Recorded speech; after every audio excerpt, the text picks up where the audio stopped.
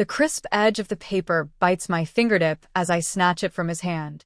It's a legal document, formal, cold, utterly out of place on the polished antique table in the hall. The afternoon sun, usually so warm filtering through the grand window, suddenly feels like ice against my skin. He stands there, hands clasped loosely in front of him, wearing that bland, pleasant expression he reserves for difficult conversations he believes he's already won. The house breathes around us, the ticking of the grandfather clock, the distant hum of the pool filter, sounds that used to spell comfort, home, now sound like a countdown. This isn't a fight, not yet. It's worse. It's a declaration. The paper isn't a request or a threat. It's an eviction notice. From my own home. It says I have 30 days. 30 days to vacate the premises.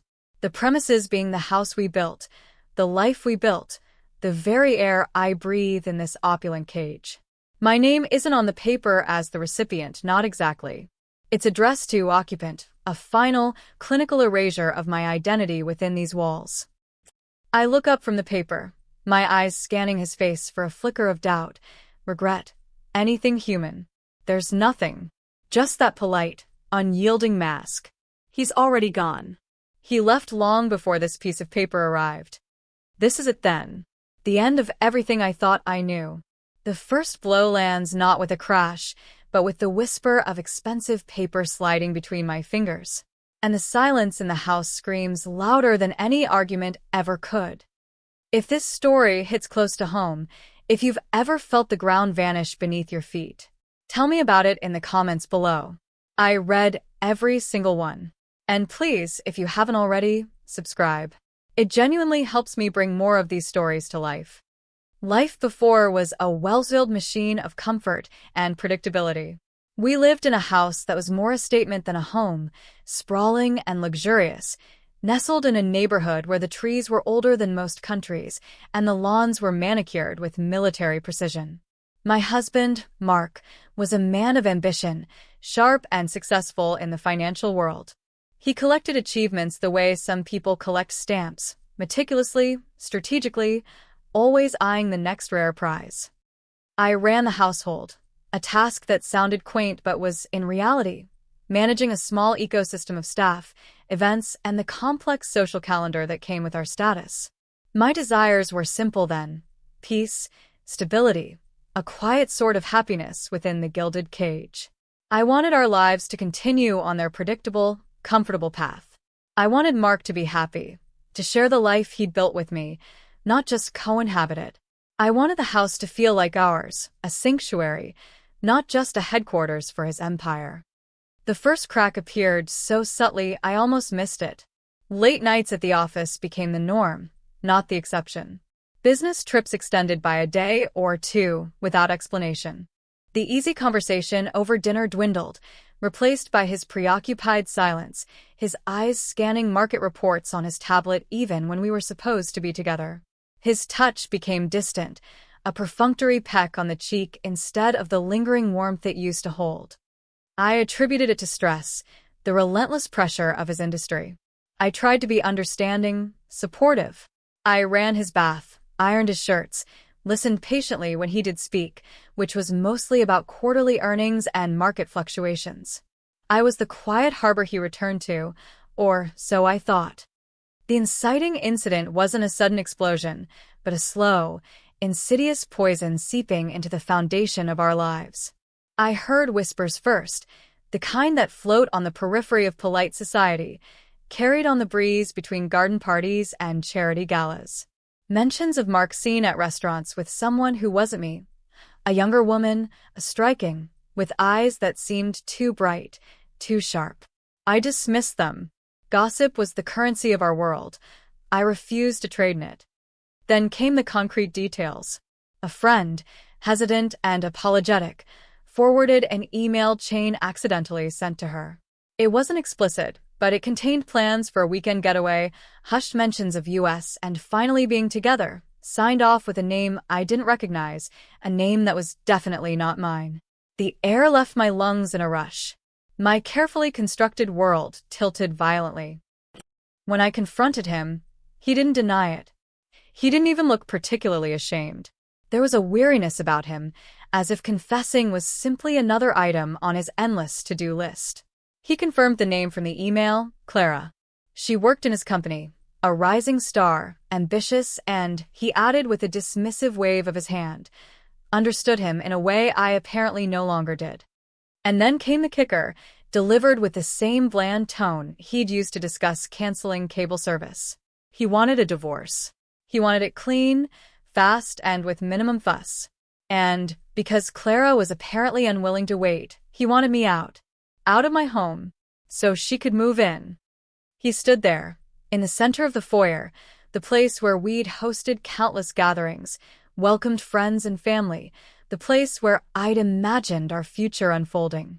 He stood there, the man I'd built my life around, and told me he was replacing me.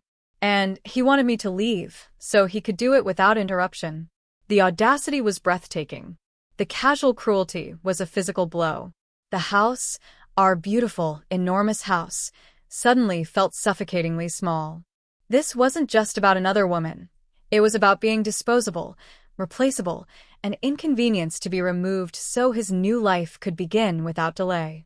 The eviction notice, served days later, was just the formal paperwork for the informal sentence he'd already passed. My heart froze in my chest, a block of ice in the opulent hall. This wasn't happening. It couldn't be happening. But the paper in my hand, the cold indifference in his eyes, told me it was very real. My life, the life I had known, had just imploded. The first few days were a blur of disbelief and pain. I wandered through the house. The rooms that held so many memories now felt alien, hostile. Every object, every piece of art, every perfectly placed cushion seemed to mock me, remnants of a life that was being systematically dismantled. The staff, sensing the shift in the tectonic plates of our household, walked on eggshells, their averted gazes a constant reminder of my new status as the woman being discarded. Packing was a surreal nightmare. How do you condense 2 decades of a shared life into boxes? Each item I touched brought a wave of memories: the dress I wore on our anniversary, the book he'd given me for my birthday, the silly souvenir from a trip we'd taken. It wasn't just clothes and possessions. It was the tangible proof of a history I thought was solid, now revealed to be built on sand. I felt like a ghost in my own home, gathering the pieces of myself before being swept away. Finding somewhere to go was the immediate, brutal reality. Mark made it clear he wasn't offering financial support for a new place. Not yet. Not until the divorce was finalized and he could dictate terms. My own funds were limited. I hadn't needed independent wealth. My identity, my security had been inextricably linked to his. Now I was cast adrift. Friends who had been effusive and ever-present during our marriage suddenly became busy, unavailable. The social circle that had been the fabric of my life evaporated, unwilling to take sides or perhaps simply uncomfortable with the messy reality of my situation. I was a pariah, a cautionary tale whispered about overexpensive cocktails. I ended up in a sterile, impersonal extended stay hotel room. The contrast between the mansion's sprawling luxury and the beige, generic box I now inhabited was a daily, grinding humiliation. The thin walls offered no privacy, the synthetic carpet felt cheap underfoot, and the view was of a parking lot and a highway. It was a stark, physical manifestation of how far I had fallen, how quickly. Every morning, I woke up to the same gray light, the same feeling of being trapped, lost, and utterly alone. The sheer scale of the house I'd left behind, the space and beauty I'd taken for granted, now seemed like a cruel joke compared to the cramped reality of my new existence. The silence here wasn't the comfortable quiet of home. It was the empty silence of absence, of being cut off from everything. I felt small, insignificant, like a forgotten piece of luggage left at a bus station. The initial shock began to wear off, replaced by a simmering, cold anger. I realized Mark hadn't just betrayed me. He had actively tried to dismantle me, to leave me with nothing. He was using his power, his wealth, his legal team to make this as painful and difficult as possible. He contested every minor point in the initial divorce filings, dragging out the process, knowing I was bleeding financially in my temporary housing, knowing the stress was taking its toll. His lawyers were relentless, sending aggressive letters, demanding unreasonable concessions. They painted me as frivolous, dependent, someone who had contributed nothing of value to the marriage or his success. It was a calculated strategy to wear me down, to force me to accept a pittance just to escape the pressure. Each legal document felt like another blow, designed to chip away at my dignity and my resolve. The sheer volume of paperwork, the legal jargon, the constant need to respond and fight for every inch of ground was exhausting. My lawyer, though kind, seemed overwhelmed by the resources his side commanded. It felt like bringing a knife to a gunfight. Adding to the torment was the constant, public display of his new life. Social media, once a source of curated perfection, became a weapon of psychological warfare. Photos of Mark and Clara attending events we used to frequent, looking happy and relaxed in places that were once mine, appeared with unnerving frequency. They were seen at our favorite restaurant, sitting at our table. Clara posted pictures from our house, small details, a view from a window, a corner of the garden, confirming she was fully inhabiting the life that had been stripped from me. It was a deliberate, calculated performance, designed to showcase his happiness and my irrelevance. It was a cruel twist of the knife, turning my private pain into a public spectacle. The house itself became a symbol of my loss, a constant, aching void. I would sometimes drive by late at night just to see the lights on, a phantom limb thrumming with pain. Seeing Clara's car in the driveway, seeing lights in rooms that were once mine, was a fresh stab of betrayal every time. The life I had nurtured, the home I had created, was now occupied by someone else, someone who had taken it all without effort, without sacrifice. It felt like she was wearing my clothes, living in my skin, and there was nothing I could do to stop it. The financial strain was crushing. My savings were dwindling rapidly, eaten away by legal fees and the cost of simply existing outside of the structure he had provided. I couldn't find work easily. My resume listed skills in household management and social engagement, not exactly in high demand in the corporate world. The anxiety was a constant companion, a cold knot in my stomach that tightened with every bill, every rejected job application, every legal threat. Sleep became a luxury I couldn't afford, my nights spent staring at the ceiling, the silence of the hotel room amplification of my fears. I was losing weight, my face gaunt, my eyes shadowed. The vibrant woman I had been felt like a distant memory. I was adrift, isolated, and the walls were closing in. It wasn't just the house I was losing, it was my identity, my security, my sense of self. The carefully constructed life had imploded, and I was left sifting through the wreckage, with nothing but the dust and the bitter taste of defeat in my mouth. The world felt hostile, indifferent to my plight, and the future stretched before me, a vast, empty, terrifying expanse. I was drowning, and there was no lifeline in sight. All the king's horses and all the king's men couldn't put me back together again. It seemed Mark had won. He had taken everything and left me with nothing. The defeat was absolute. Rock bottom arrived not with a dramatic crash, but with the quiet hum of a faulty air conditioner in a friend's spare room. The extended stay hotel had become too expensive, my funds too low. I'd accepted the offer from Sarah, a kind woman I'd met through a charity I used to support. Her small apartment, while infinitely more welcoming than the hotel, was still a stark reminder of how far I'd fallen. I sat on the edge of the unfamiliar bed, the springs groaning softly under my weight. Outside, the city's sounds were muted, a distant murmur. I looked at my hands. They looked different, older, the skin dry, the nails unkempt. These were the hands that had once held designer clutches and signed checks for thousands without a second thought. Now they fumbled with cheap grocery bags and counted pennies for bus fare. I scrolled through my phone, a habit I couldn't break despite the pain it caused. Another picture of Mark and Clara, this time at a gala I would have been expected to attend. She was wearing a dress I'd admired in a magazine, her arm linked through his, both of them smiling, radiating an aura of effortless success and happiness. The casual cruelty of it sliced through me, a physical pain in my chest. And then something shifted. It wasn't sudden. It was more like a slow, molten anger pooling in my gut, hardening into something cold and sharp. It wasn't just about the betrayal anymore. It was about the deliberate, systematic attempt to erase me, to break me, to leave me destitute and powerless. They weren't just living my life, they were gloating about it, rubbing my face in it. The humiliation was a fire, and it was burning away the last vestiges of my grief, leaving behind a hard, bright core of pure, unadulterated fury. I remembered something Mark had said early in our marriage, during a moment of rare vulnerability. He talked about the house, about how much it meant to him to own such a significant property. He'd confessed that the initial purchase had been a stretch, even for him, and that he'd secured a substantial part of the financing through a private loan, a flexible arrangement that allowed him to avoid traditional bank scrutiny early in his career. He'd never mentioned who provided the loan, just that it was a strategic partnership. At the time, I'd paid little attention.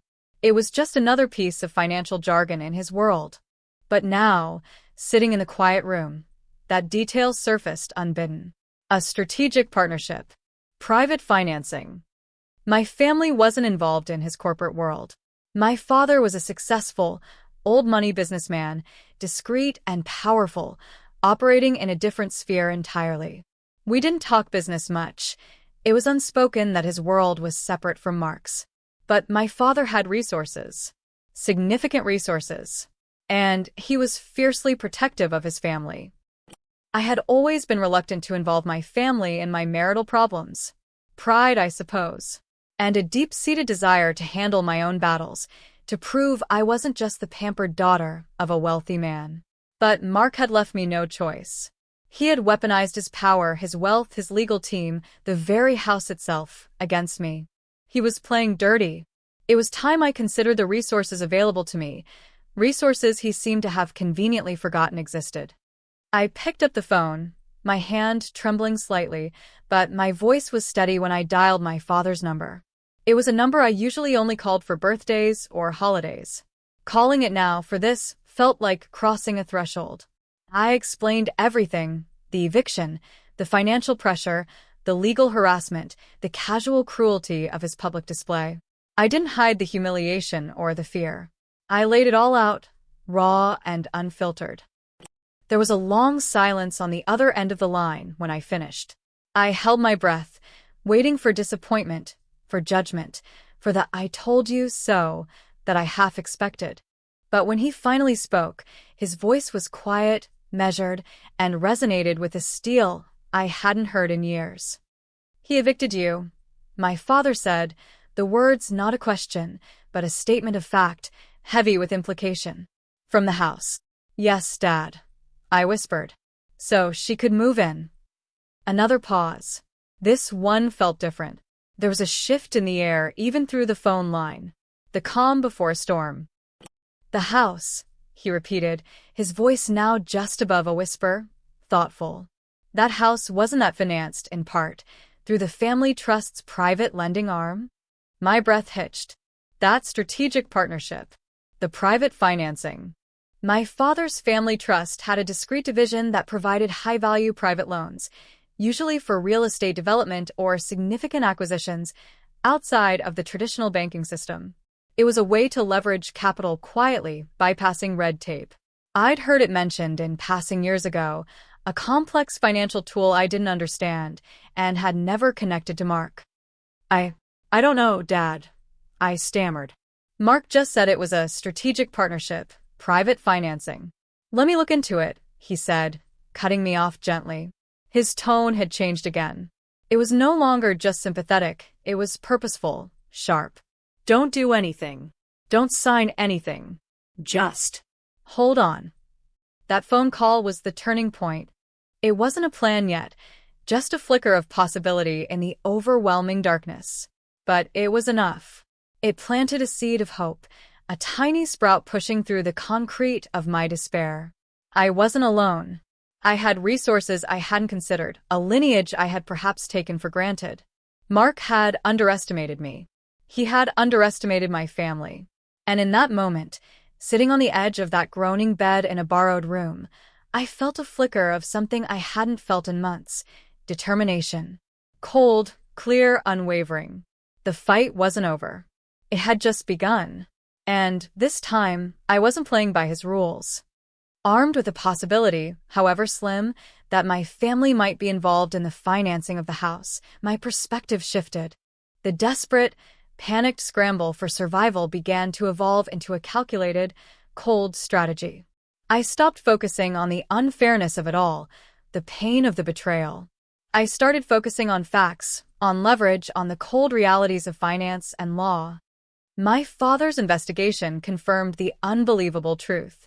Years ago, when Mark was just starting to build his empire, he'd needed significant capital to acquire that specific property, not just for the purchase, but for the extensive renovations that turned it into the sprawling mansion it was today.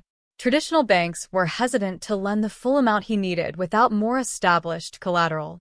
Through a complex series of intermediaries, he had secured a large, interest-only private mortgage from a shell company that was, in fact, a front for my family's private lending trust. It was a quiet, high-risk, high-reward loan, structured with stringent terms, including a relatively short repayment period and harsh penalties for default.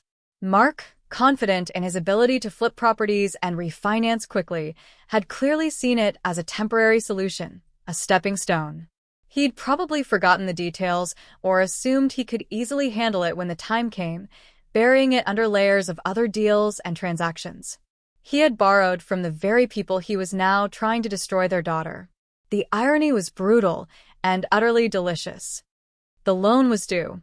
The final balloon payment was approaching rapidly, a date that had meant nothing to me before, but now loomed like a financial apocalypse for Mark. He hadn't refinanced. He hadn't paid down the principal. He was likely scrambling, trying to pull together the astronomical sum required, probably assuming he could get a last-minute extension or find alternative financing. He was so preoccupied with the messy, public drama of the divorce and getting Clara settled in that he'd overlooked the quiet, ticking time bomb embedded in the foundation of his most prized possession. My father, with the cold, clinical precision of a seasoned businessman, laid out the options. The loan was in default. The terms were clear. Foreclosure was not just a possibility, it was a contractual right. We could force a sale. We could take the property. We could expose his precarious financial situation to his investors, his partners, the world. It was a nuclear option, and it would not be quiet or clean. But there was a complication. My mother. She was a woman of grace and quiet strength, but also deeply empathetic. The idea of actively ruining someone, even Mark after what he had done, went against her nature. She worried about the messiness, the potential public scandal for the family name. This wasn't just business, it was personal, and it involved her daughter's pain. This was the deepening crisis, the moment where it seemed even the weapon I'd discovered might be too complex, too emotionally fraught to wield. My father was ready to act, driven by a protective fury I hadn't seen directed at an outsider before. My mother hesitated, torn between supporting me and recoiling from the potential devastation. I was caught in the middle, desperate for justice, but wrestling with the magnitude of the potential fallout. Could I really be the instrument of such complete ruin? Did I have it in me to watch him fall from such a height, knowing I had pulled the rug out from under him? The house, once a symbol of everything I'd lost, now stood as the potential battleground for a war that could leave everyone scorched. The legal threats from Mark's lawyers intensified, sensing perhaps a shift in my stance, a newfound resolve they couldn't explain.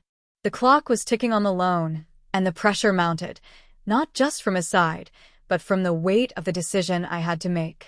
It felt like the walls were closing in again, but this time, it wasn't just my small hotel room. It was the entire world of finance and reputation, threatening to crush me along with him. Every legal document from his side was a fresh wave of nausea, a reminder of how much power he still held, how easily he could bury me in paperwork and legal costs if this countermove failed. The doubt crept in at the edges of my resolve.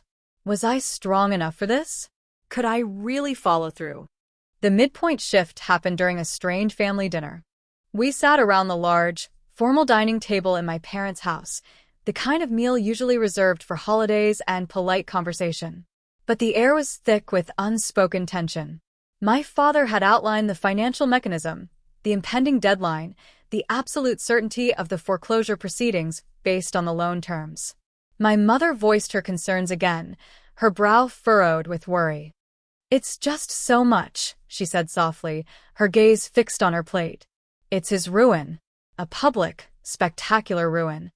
My father met her gaze, his expression unyielding. "He made his choices, Eleanor. He chose to betray our daughter. He chose to leave her with nothing. He chose to think he was untouchable." They debated, quietly, respectfully, but the tension was palpable. I listened, my own emotions a tangled mess of anger, vindication, and a strange, hollow sadness for the man I had married, who had fallen so far in my eyes. Then my mother looked at me, really looked at me, past the surface of the drama, into the exhaustion and pain etched on my face. "What do you want?" she asked, her voice gentle but firm. "This is about you. Your life. What he took."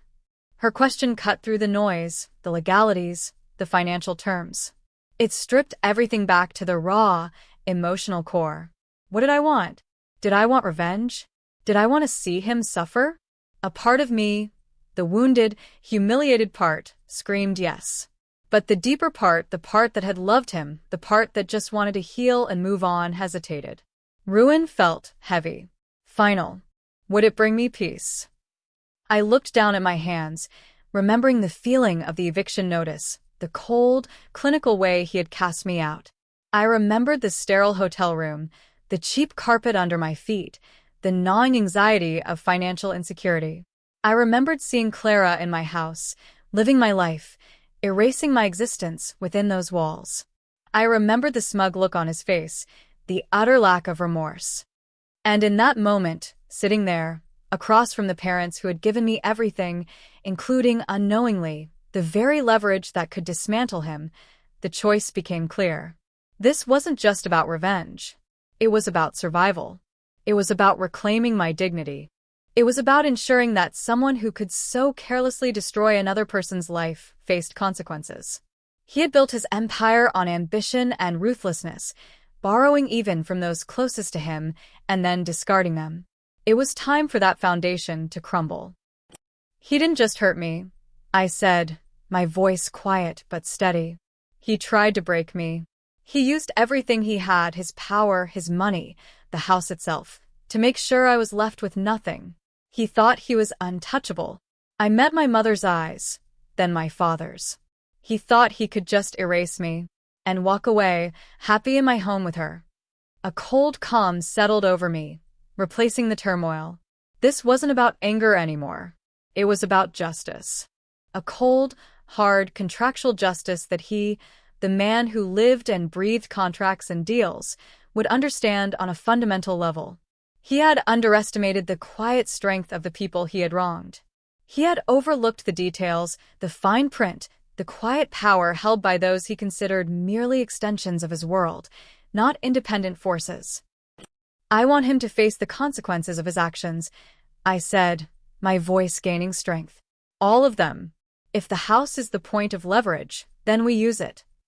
My father nodded slowly, a flicker of grim satisfaction in his eyes. My mother looked at me, her expression softening from worry to a look of deep, understanding sadness, mixed with pride. She saw the cost this decision carried, but she also saw the necessity. "All right," my father said, his voice low and resonant. "Then we proceed." That was the turning point, the moment I stopped being the victim and became something else. Something colder, harder, shaped by the fire I had been through. The game was changing. Mark had used the house to evict me. Now, I would use the house to reclaim my life. The instrument of my humiliation would become the tool of his undoing. There was no turning back now. The wheels were set in motion, quiet and unseen, moving towards a collision course he never anticipated. He was living his new life in ignorant bliss, while the ground beneath his feet was about to give way. The thought brought a chilling sense of power, a stark contrast to the helplessness I had felt for so long. The days leading up to the foreclosure were a strange mix of tension and eerie calm. From the outside, nothing changed at the mansion. Mark and Clara continued their public appearances, their social media posts a relentless feed of their perfect new life. I saw photos of renovations they were starting, plans to redecorate rooms that held the ghost of my taste, my choices.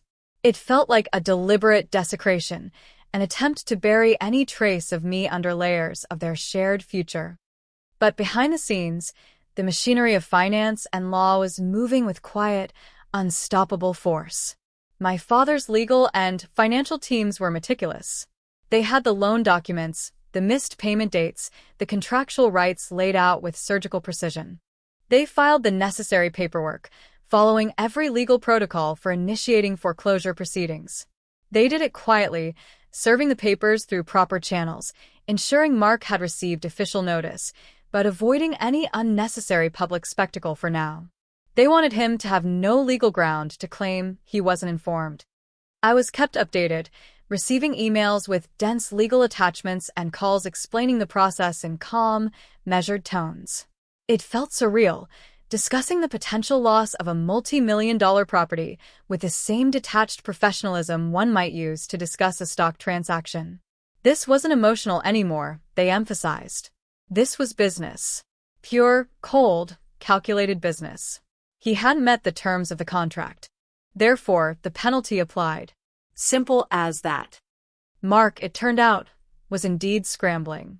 He'd been so focused on leveraging the property for other ventures, so confident in his ability to secure new financing at the last minute, that he'd let the date on the private loan creep up on him.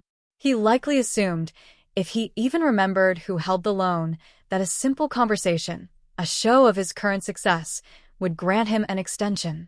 He didn't realize he wasn't dealing with a traditional bank bound by certain regulations and PR concerns.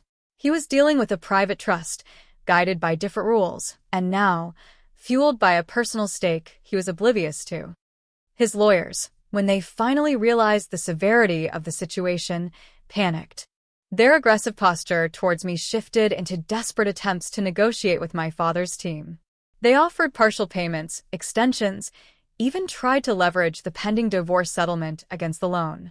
But my father's instructions were clear: no deals, no extensions. The terms of the contract must be met. Full repayment by the due date, or foreclosure proceeds as scheduled. Mark, meanwhile, was likely receiving carefully filtered information from his team, still confident he could pull a rabbit out of the hat. He might have thought this was just a negotiating tactic, a way to pressure him in the divorce proceedings. He was so used to being the one pulling the strings, the one with all the power, that the idea of losing control, particularly over something as fundamental as the roof over his head, seemed beyond his comprehension. He was blindsided by the fact that the quiet, unassuming source of his initial leg up was now the instrument of his potential downfall. He was probably furious, confused, lashing out at his own team, demanding they fix a problem he hadn't taken seriously until it was too late. The deep crisis wasn't just his scrambling, it was the potential for him to somehow wriggle out of it. What if he found a last-minute lender? What if he declared bankruptcy? What if he managed to tie it up in court for years, turning the elegant maneuver into a drawn-out, messy legal war? The uncertainty gnawed at me. This wasn't a guaranteed win. It was a risky play, potentially exposing my family to legal challenges and unwanted scrutiny if not handled perfectly. The stakes felt impossibly high. My own financial situation was still precarious, dependent on the outcome of the divorce, which was now inextricably linked to the fate of the house. If this failed, if he somehow survived this, my situation would be worse than ever. I would have pushed him too far, escalated the conflict beyond repair, and potentially lost the quiet backing of my family who might recoil from a prolonged, ugly battle. The weight of that possibility was crushing. The days felt long, stretching out in a vacuum of anticipation. I checked my phone constantly, jumping at every email notification, every unknown number. The quiet, relentless march towards the foreclosure date felt both agonizingly slow and terrifyingly fast. This was my last stand, my only chance to turn the tide. If this didn't work, I had nothing left. All seemed lost, suspended in the terrifying balance of fate and finance. The plot twist wasn't a single explosive moment, but the culmination of the quiet, relentless process set in motion. Mark had been so focused on dominating the divorce, on using his power to make my life miserable, that he had completely underestimated the quiet, patient power of a well-executed financial maneuver. He thought he was fighting me, the dependent wife. He didn't realize he was up against a force he had unknowingly indebted himself to years ago, my family. He'd likely assumed the private loan was a simple transaction, a footnote in his complex financial empire, easily managed or refinanced. He never connected it back to my family, never saw the people he was betraying as the very ones holding the mortgage on his castle. His arrogance, his belief that he was always the smartest person in the room, the one pulling the strings, had blinded him to the fundamental vulnerability at the core of his wealth. The foundation of his prized asset was borrowed from the people he was now trying to destroy. When the foreclosure papers were served, he likely saw them as a bluff, a tactic linked to the divorce, something his high-powered legal team could easily dismiss or delay. He was probably irate, seeing it as an overreach, an attempt to leverage the house in the settlement. He wouldn't have comprehended the absolute, non-negotiable nature of a private loan default outside the traditional banking system. He couldn't fathom that the quiet entity he'd borrowed from years ago was not open to negotiation, not interested in his explanations or his status. They were simply enforcing a contract he had signed. The real twist, the devastating blow he never saw coming, was the identity of the lender being fully revealed, not just through legal documents, but through the actions that followed. When his lawyers contacted the trust's representatives, they weren't met with negotiation tactics related to the divorce. They were met with cold, hard facts. The loan was in default, the specific terms were being enforced, and the property was scheduled for foreclosure auction, as per the agreement. There was no personal vendetta discussed, no mention of my name or the divorce. Just the clinical execution of a financial contract. He was probably blindsided. His legal team, equally stunned, would have delivered the news. This wasn't about the divorce settlement. This was about a completely separate, valid debt that was now being called in. The source of that debt? My family's trust. The quiet, background figures in his life, the people whose daughter he had just evicted, were the ones who held the legal right to take his house. The full weight of it must have hit him like a physical blow. The woman he had discarded, the family he had disregarded, were now poised to take away the very symbol of the success he had used to diminish them. He hadn't just committed a personal betrayal, he had made a fundamental error in judgment, forgetting the origins of his power and the quiet strength of the people he had wronged. The house wasn't just his anymore, it was collateral against a debt he couldn't pay, a debt owed to the people whose pain he had caused. He was hoisted by his own petard, undone by a financial detail he had deemed insignificant compared to the grand drama of his new life. He was trapped, legally and financially, with no way out. The house, his symbol of triumph, was now the instrument of his spectacular, self-inflicted downfall. He never saw it coming. He was so busy looking over his shoulder at me, he didn't see the ground giving way beneath his feet, undermined by the very foundation he had built with borrowed money. The climax arrived on the steps of the courthouse, a grand, imposing building that felt like a stage for a final, brutal act. The air was crisp, a sharp autumn chill that seemed to mirror the atmosphere. It wasn't a public auction in the traditional sense, but a formal legal proceeding to finalize the foreclosure. Lawyers were present, representatives from the trust, impersonally professional, and Mark, accompanied by his legal team, and, conspicuously, Clara. They arrived looking confident, albeit perhaps a little harried. Mark, ever the showman, attempted an air of casual control, buttoning his expensive jacket, his jaw set. Clara, dressed impeccably, clung to his arm, her expression a mix of concern and forced poise. They clearly expected this to be a brief, procedural unpleasantness before they could move on. Perhaps they still clung to the hope that he'd pull a last-minute miracle, a hidden fund, a desperate loan. I was there too, standing a little apart, accompanied by one of my father's associates, not a lawyer, but a calm, solid presence, a silent witness. I wore a simple, dark dress, nothing that would draw attention, just there to observe, to see the culmination of it all. I felt a strange mix of dread and anticipation. This wasn't going to be easy, no matter the outcome. The proceeding began. The representative from the trust stepped forward, a woman with a cool, clear voice. She stated the case, the details of the loan, the dates of default, the legal right to foreclose. It was dry, factual, devoid of emotion. The house was identified, its legal description read aloud, the amount owed stated unequivocally. Mark's lawyer spoke next, making a formal objection, arguing for delay, for negotiation, citing Mark's standing, his ability to repay, given time. He tried to paint the trust's action as punitive, unusual, perhaps even malicious, hinting at underlying motives, without daring to mention the divorce directly, as it was legally irrelevant to the foreclosure itself. The trust's representative responded, not with argument, but with a simple restatement of the contract. The terms were clear. The default had occurred. The lender was exercising their contractual right to take possession of the property. No amount of blustering or legal maneuvering could change the black and white of the signed agreement. Then, the crucial moment. The representative stated, clearly and formally, that the trust was exercising its option to take the property directly, per the terms of the agreement, absorbing the remaining debt internally, rather than forcing an immediate public sale. This meant there would be no auction, no chance for Mark to bid or find a last-minute buyer. The house was simply being taken. Legally, irrevocably. The words hung in the air. Mark's face, moments before set in determination, went utterly slack. His eyes darted to his lawyer, then back to the trust representative, a dawning horror spreading across his features.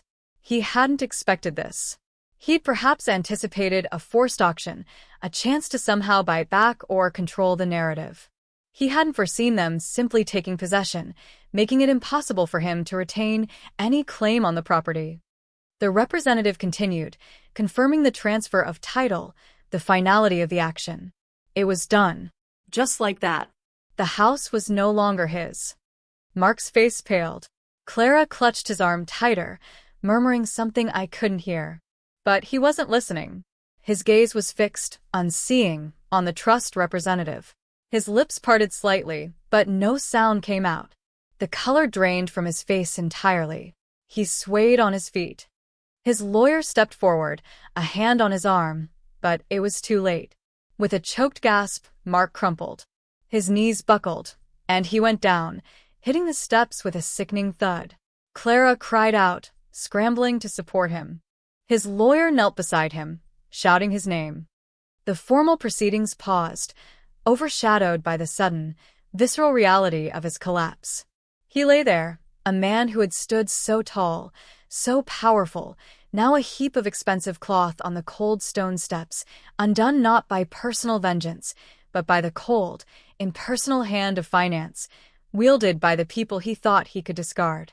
He was defeated, not by me in a messy divorce fight he'd anticipated, but by a legal contract he had forgotten about, enforced by the very family he had betrayed. The twist was complete.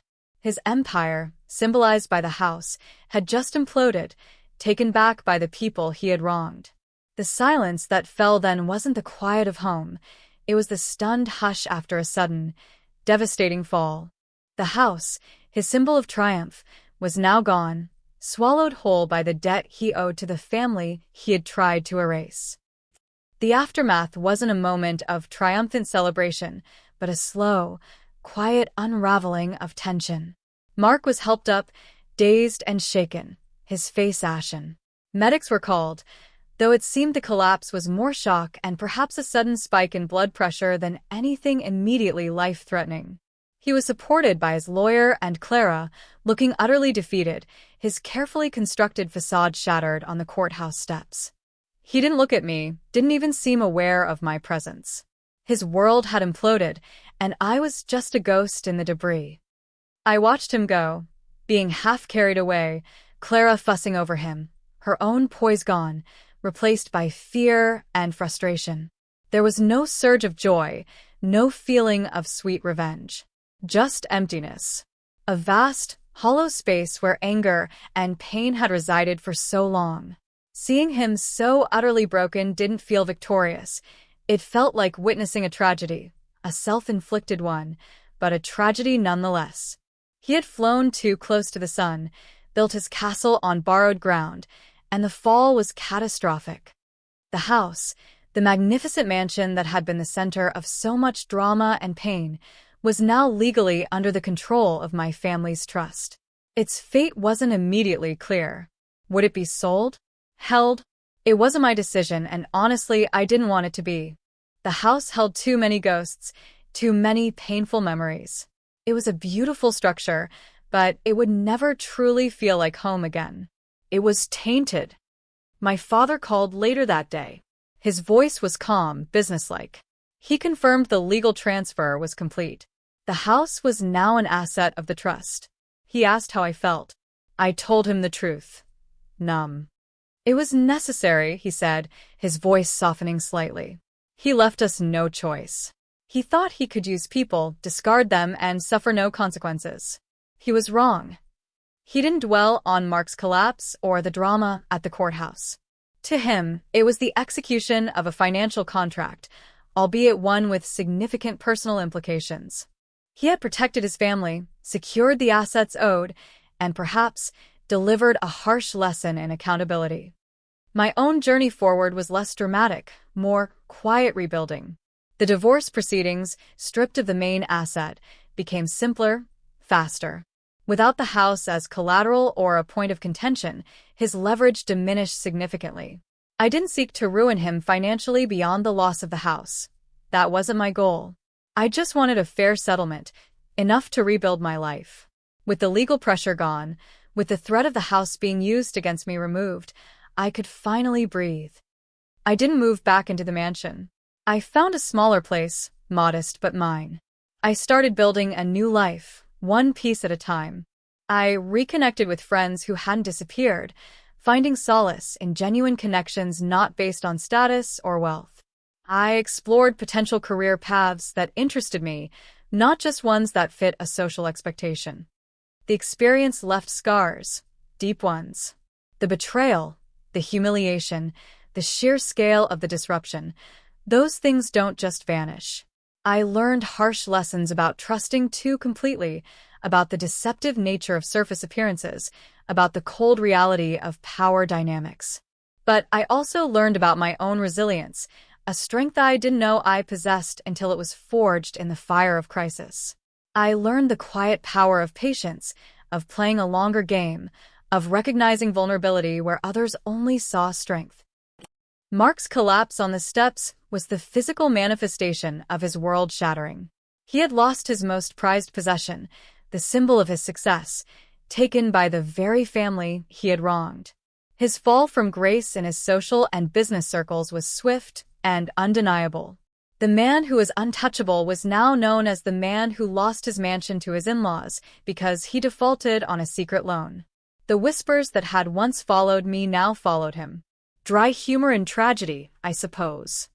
I don't wish him ill, not truly. The anger has dissipated, replaced by a weary understanding of the kind of person he is. He is a man who valued things over people, power over connection, and ultimately, that was his undoing. The house was his undoing. It wasn't just a building. It was a monument to his ambition, and it crumbled because its foundation was built on debt and disregard for those who had helped him. My life is quieter now, simpler. It lacks the sprawling luxury of the mansion, the constant hum of staff and social obligations. But it has a different kind of richness, one built on authenticity, on genuine connection, on the hard-won understanding that true security comes not from wealth or status, but from within. The ground beneath my feet is solid now, built not on borrowed funds or someone else's success, but on my own resilience and the quiet, unwavering support of the family who reminded me that some debts cannot be ignored, especially when they are owed to the heart. The mansion, the symbol of my greatest loss, became the unexpected instrument of my liberation. It's a strange, bittersweet irony. If this story resonated with you at all, perhaps you've faced your own impossible situation, your own betrayal. I'd love to hear your version. Drop a comment with where you're listening from and what time it is. And if you haven't already, subscribing helps bring more of these stories to life. Thank you for being here.